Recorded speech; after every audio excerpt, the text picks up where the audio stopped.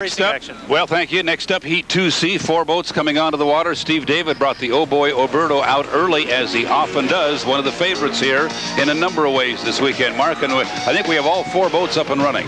Jimmy King in the U3. You just saw Jimmy interviewed. He threw a prop yesterday and didn't finish, so he needs some points this afternoon. We just mentioned Steve David in the U6 Oh Boy Oberto.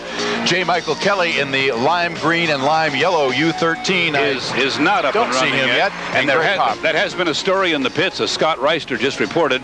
We hear now that they are having some issues getting that boat off the trailer and into the water. So we have to hope, for the sake of J. Michael Kelly and his owner from Detroit. There they are in the water. Good shot, guys. And you see him working with the driver. They still have some time, a couple of minutes, so not too frantic yet, as J. Michael has to be strapped in the 5-point harness. Air and communications connected. That's what they're doing right now. Hopefully he'll be back out here in plenty of time. Taking a look at Jimmy King and the Haas Mortgage Investors 2, the piston-powered unlimited hydroplane that you just saw an interview about the propeller, and that was one of the problems that Jimmy had yesterday. It fell off the back of the boat. Literally actually severed the drive shaft. Jimmy King, the only piston-powered driver here in the Tri-Cities or on the ABRA Unlimited Hydroplane Circuit, but this is a boat that'll go with every one of them. We mentioned that Steve David came out early. For those of you joining us for the first time this weekend, this is a brand new state-of-the-art hydroplane owned by the 13,000 plus citizens of Madison, Indiana. They love their driver back there. If Steve David ran for mayor of Madison, it would be no contest. Now he has the boat that they have wanted him to have for many, many years. They know their driver is one of the best. He now has one of the best boats in the business under him. One of the drivers and boat combinations you have to watch this weekend. Actually, we ought to watch both Jimmy King and Steve David. They put on one of the greatest shows in unlimited racing in Detroit in one of the preliminary heats 2 weeks ago, and that was just absolutely amazing. A little less than 2 minutes, and we've got Greg Hopp that we're looking at on the race course right now, coming down the front straightaway in the Mirage Racing, MirageBoats.com. And here's an old favorite, the familiar Captain America paint job, red, white, and blue. Greg Hopp, a veteran now, driving for Fred Leland, as he has for many years. Back to the glory days. You remember the Pico American Dream and the Zenetics Victory here. These are pretty much the same boats, getting a little long in the tooth, but still able to get around the race course. And Greg, excellent starts, good driver, could be a factor here. And J. Michael Kelly, the U13 Spirit of Detroit, makes its way onto the race course. About 21 seconds to spare, as we mentioned during Heat 2B. They have to be on the course and running on a plane at the 1-minute gun, and we're 14 seconds away from that right now, and we're starting to get folks parked in the lanes that they want, although Jimmy King is well behind. J. Michael Kelly is going to be that lime green and sort of lemon yellow boat.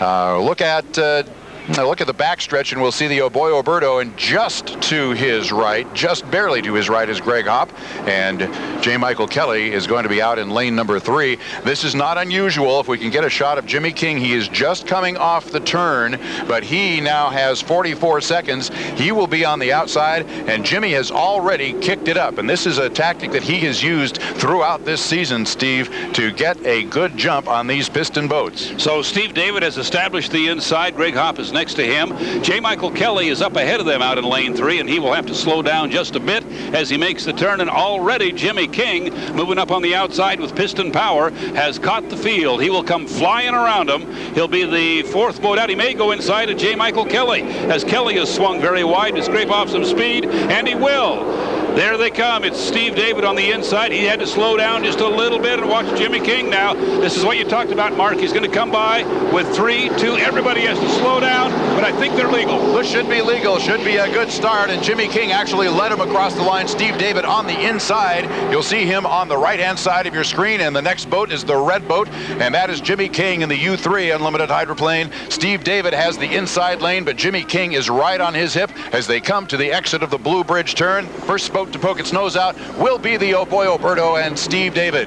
Very tight in there for Greg Hopp. He was in between rooster tails, but he got through the turn okay. Our leader up the backstretch is Steve Steve David out of Lighthouse Point, Florida in his brand new Oh Boy Oberto Miss Madison. Being pursued by Jimmy King with piston power. Just about a rooster tail back, and then J. Michael Kelly and Greg Hopp look like they're going to hook it up for a pretty good race here for third place. It'll be Hopp on the inside of the field and Kelly way on the outside. Steve David comes off of that turn, the west end turn of our 2.5-mile Columbia Cup race course. He is in first place as they come down across the starting line to end lap number 1.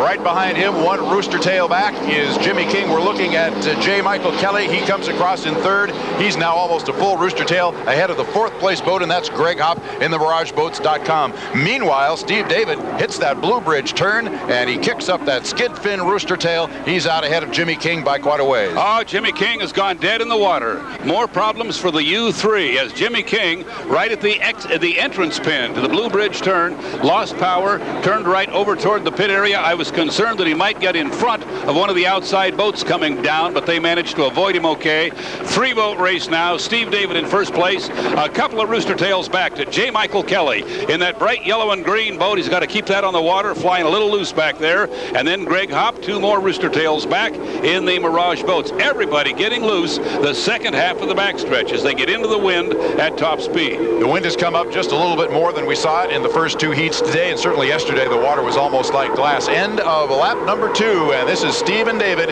in the Oh Boy Oberto, now looking at J. Michael Kelly as he flies the boat just a little bit down the front straightaway and across the finish line at the end of lap 2 for him in second place. And now comes Greg Hopp across the line. Stephen David third of 3 times around as he heads for that Blue Bridge turn one more time. J. Michael Kelly giving chase, but I think is pretty much settled into second place. Steve David putting out a little bit of blue smoke at the apex of that turn, so something aboard the Oh Boy Oberto might be getting a little warm as well. And now J. Michael Kelly puts the foot down. He's going to give chase up the backstretch and take one more run at Steve David, but the brand new brightly colored Oh Boy Oberto responds nicely to the throttle. Steve David with over a rooster tail lead. He's going to cruise through the final turn, and this one will go about the way the handicappers would have picked it. Steve David with a quarter of a lap to go in lane 1. J. Michael Kelly will be second place unless something goes wrong there, and Greg Hopp back a bit in third place. Off the turn, Stephen David, you're looking at that beautiful red, white, green, and now silver Oh Boy Oberto, a brand new color added to the scheme this year. End of lap number 3 in the checkered flag for Stephen David in first place. Second place to J. Michael Kelly in the Spirit of Detroit. Greg Hopp now just coming off the turn, and he will finish in third. Great news really for Dave Bartush and J. Michael Kelly and the Spirit of Detroit, because they almost didn't make this heat, and scoring 300 points instead of a DNS is huge when you are trying to make your way into that front line of the final heat. So I'm sure that they are about as happy in the U13 pit as they are in the Oh Boy Oberto area. The handicappers, as I said, would have picked Steve David to win this one, so it ran pretty true to form. Well, you know, J. Michael Kelly has a couple of second place finishes now, so he's going into heat number 3 in a pretty good position. We have a while, Christine and Scott. As you know, there's a break in here while we do an air show and a couple other things. We will redraw all the boats, set up 3 more heats for you. It'll be heats 3A, 3B, 3C, and after that we will know who the front line runners will be in the final heat. So we have some boats in pretty good shape and some that are going to have to scramble a little to make that final. But we've had great racing so far. It should get better when we draw for 3A, 3B, and 3C. We will let you know when we have that and come back up. We are just about set to take a little bit of a break from the start-finish line. KNDU and the Lamb-Weston 2007 Columbia Cup will be back with more racing, a lot more racing this afternoon, so don't go away.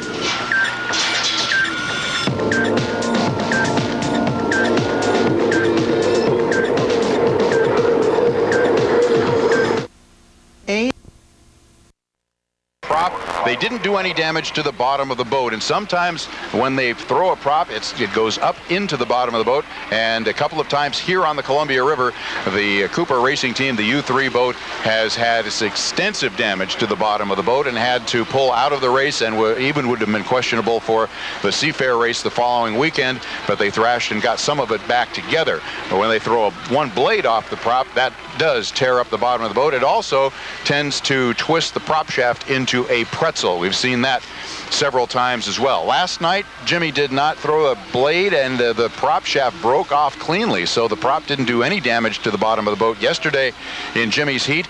But we'll just have to see if he threw another rod through an engine. That could be a toast for that engine. Hopefully he didn't lose another prop, because those are pricey right now. And you know, over the years, Ed Cooper and family have run their turbocharged Allisons so reliably.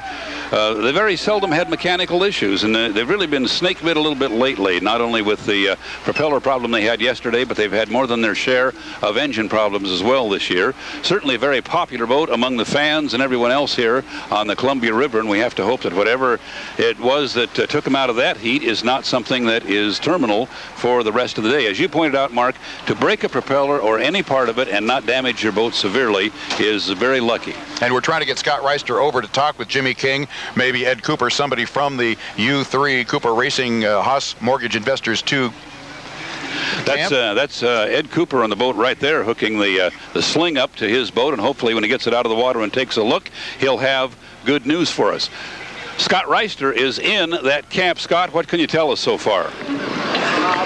Well, right now it looks like it's docked right here. We're about to get Jimmy in a second. He's doing another interview. Jimmy King, the driver, right here, be able to tell us in a second.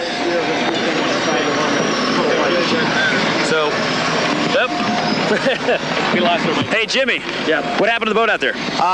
It looks like we had an engine failure, a rod failure in the engine. So we won't know more till I get into it. But one of those things that didn't want to play anymore. Your gut feeling? Do you have an idea how bad this might be for you guys? You know, we've got more bullets in the truck. We got to see if there's any hull damage as the parts came through the engine, because it was going fast enough that may be a possibility. But you know, it's racing. If it was easy, we'd all do it, right? I know you got a smile on your face, but I know both heats I've seen you guys run, you really have been pretty smooth. Does that kind of irritate you a little bit that it just doesn't work out? It's just part of the game. I mean, the whole idea is get around this thing first, and get a jump on them's the way to go. And sometimes it works for you, and sometimes you got to work a little harder. All right, thanks a lot, Jimmy. Thank you, guys. All right, so speaking of work, they have their work cut out for them before the next heat begins. Maybe they can make up those points and still sneak into the final. Mark and Steve?